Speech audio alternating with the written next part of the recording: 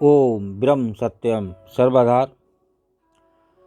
आज दास की अत्यंत महत्वपूर्ण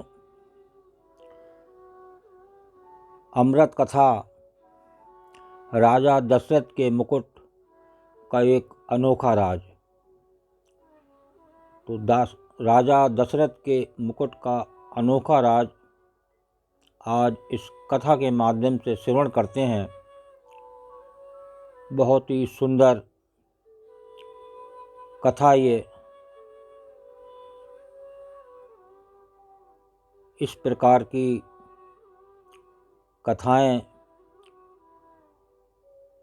अंदर से मन को प्रसन्न, चित्त शांति प्रदान करती हैं।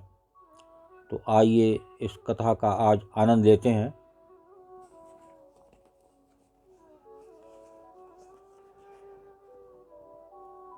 अयोध्या के राजा दशरथ एक बार भ्रमण करते हुए वन की ओर निकले। वहां उनका सामना बाली से हो गया, जो सुग्रीव के भाई बाली थे, उनसे सामना हो गया। तो राजा दशरथ की किसी बात से नाराज हो बाली ने उन्हें युद्ध के लिए चुनौती दी।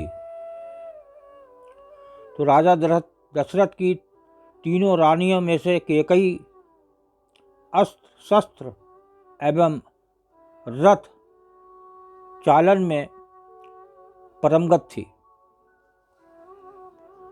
आगे आनंद लेते हैं।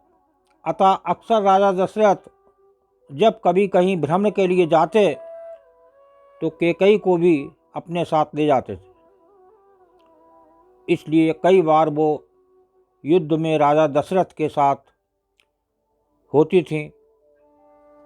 जब बाली एवं राजा दशरथ के मध्य भयंकर युद्ध चल रहा था, उस समय संयोगवश रानी कैकेयी भी उनके साथ थीं।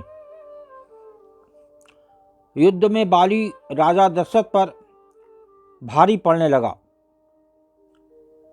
जब बाली और राजा दशरथ का युद्ध हुआ तो बाली भारी पड़ने लगा। इसलिए क्योंकि बाली को वरदान प्राप्त था, उसकी दृष्टि यदि किसी पर भी पड़ जाए तो उसकी आधी शक्ति बाली को प्राप्त हो जाती है। अतः ये तो निश्चित था कि उन दोनों के युद्ध में हार राजा दशरथ की ही होगी। तो राजा दशरथ ने युद्ध हारने पर बाली ने उनके सामने एक शर्त रखी कि या तो वे अपनी पत्नी कैकेयी को वहाँ छोड़ जाएं, या रघुकुल की शान अपना मुकुट यहाँ पर छोड़ जाएं। तब राजा दशरथ को अपना मुकुट वहाँ छोड़ रानी कैकेयी के साथ वापस अयोध्या लौटना पड़ा। देखिए, राजा दशरथ को मुकुट छोड़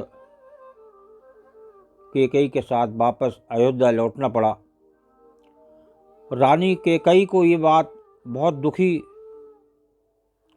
आखिर एक स्त्री अपनी पति के अपमान को अपने सामने कैसे सह सकती है। ये बात उन्हें हर पल कांटे की तरह चुभने लगी कि उनके कारण राजा दशरथ को अपना मुकुट छोड़ना पड़ा।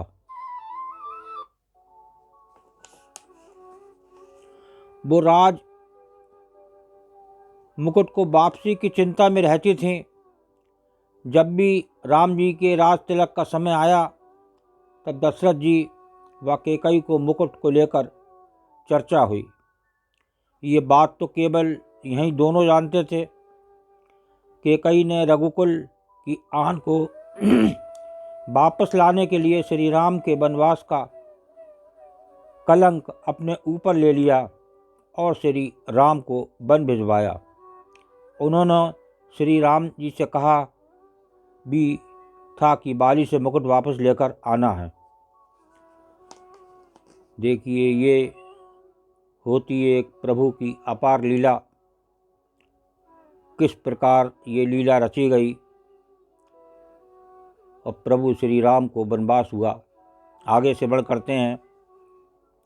श्री राम जी ने जब बाली को मार कर गिरा दिया, उसके बाद उनका बाली के साथ संवाद होने लगा।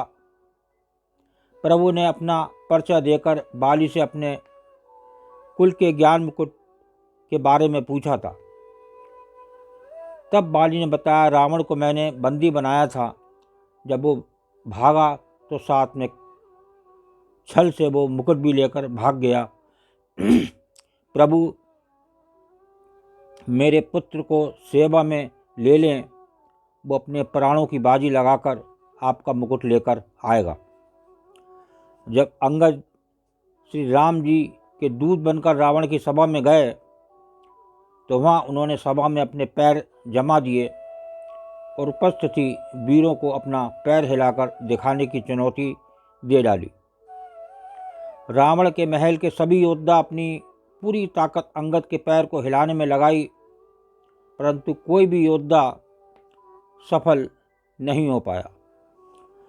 जब रावण ने सभा के सारे योद्धा अंगद के पैर को हिला ना पाए तो स्वयं रावण अंगद के पास पहुंचा और उसके पैर को हिलाने के लिए जैसे ही झुका तो उसके सर से वो मुकुट गिर गया। अंगद वो मुकुट लेकर वापस श्री राम के पास चले आए। ये महिमा थी रघुकुल के राज मुकुट की। देखिए किस प्रकार ये क्रियाएं हुई और रावण झुका और उसका मुकुट गिर गया। तो राजा दशरथ के पास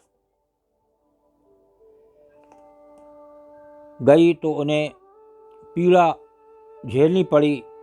बाली से जब रावण वो मुकुट लेकर गया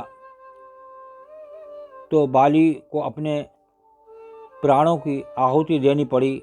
इसके बाद जब अंगद रावण से वो मुकुट लेकर गया तो रावण के भी प्राण गए तथा कैकेयी के कारण ही रघुकुल की लाज बच सकी। यदि कैकेयी श्री राम को वनवास नहीं भेजती तो रघुकुल सम्मान वापस नहीं लौट पाता। कैकेयी ने कुल के सम्मान के लिए सभी कलंक एवं अपयश अपने ऊपर ले लिए। अतः श्री राम अपनी माताओं सबसे ज़्यादा प्रेम कैकेयी को करते थे। देखिए कितनी सुंदर कथा, किस प्रकार ये रचना मुकुट की हुई और प्रभु श्री राम को वनवास मिला और वो मुकुट वापस लाया गया। ये होती है एक प्रभु की रची हुई रचना।